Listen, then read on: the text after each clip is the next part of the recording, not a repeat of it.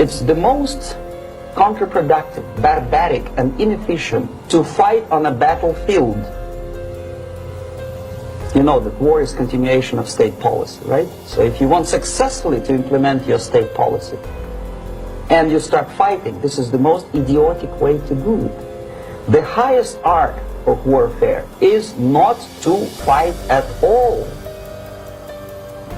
but to subvert anything of value in the country of your enemy, until such time that the perception of reality of your enemy is screwed up to such an extent that he does not perceive you as an enemy, and that your system, your civilization, and your ambitions look to your enemy as an alternative, if not desirable, then at least feasible.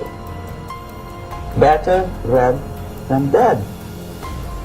That's the ultimate purpose, the final stage of subversion, after which you can simply take your enemy without a single shot being fired, if the subversion is successful. This is basically what subversion is. What subversion is, basically, it consists of 4 periods, time-wise. If we start from here and go this way, time, right? This is the beginning point. The first stage of subversion is the process which is called, basically, demoralization. It says for itself what it is.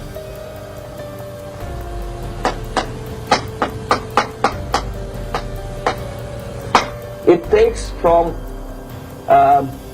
say, 15 to 20 years to demoralize a society. Why 15 or 20 years? This is the time sufficient to educate one generation of students or children.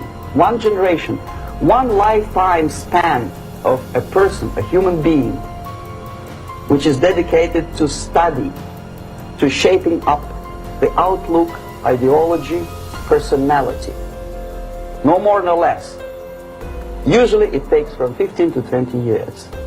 What it includes? It includes influencing, or by various methods, infiltration, propaganda methods, direct contacts, doesn't really matter. I will describe them later.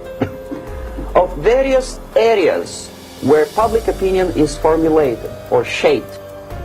Religion, educational system, social life, administration, law enforcement system, military, of course, and labor and employer relations, economy.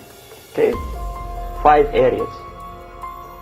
I will not write them down because we will not have enough space.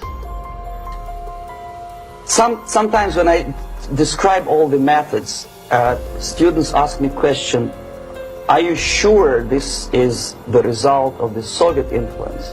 Not necessarily. You see, the tactic of subversion, about which I'm talking, is similar to the martial art, the Japanese martial art. If some of you are familiar with that tactic, probably you will remember that if an enemy is bigger and heavier than yourself, it would be very painful to resist his direct strike. If a heavier person wants to strike me in the face, it would be very naive and counterproductive to stop his blow. The Chinese and Japanese judo art tells us what to do. First to avoid the strike, then to grab the fist and continue his movement in the direction where it was before, right? Until the enemy crashes in the wall.